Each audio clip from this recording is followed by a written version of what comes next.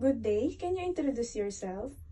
Hi, Mommy, sir. I'm Jennifer P. Cabagsang. I'm 41 years old. I'm from Antipolo City. I have 4 kids. And I'm a single parent. And I'm third family member. Okay. Do you have experience in working abroad before as domestic helper?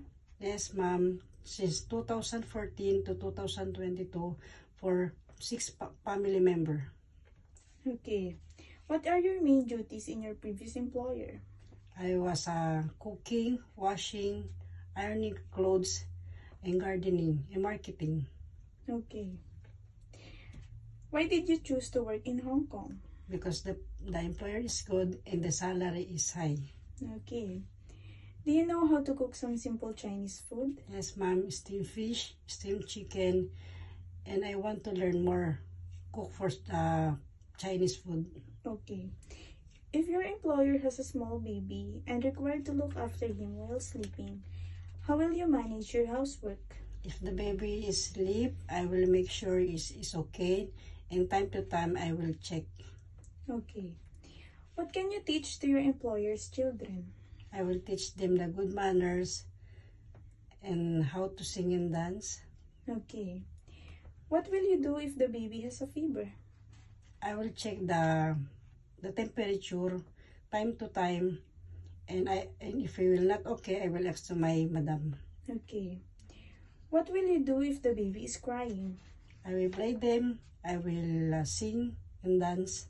Okay. Can you sing a nursery song and can you give an example? Yes, ma'am. Twinkle, twinkle, little star, how I wonder what you are. Okay. What do you expect from your work in Hong Kong? I prepared myself. It's very hard, but I will prepared for them. Okay.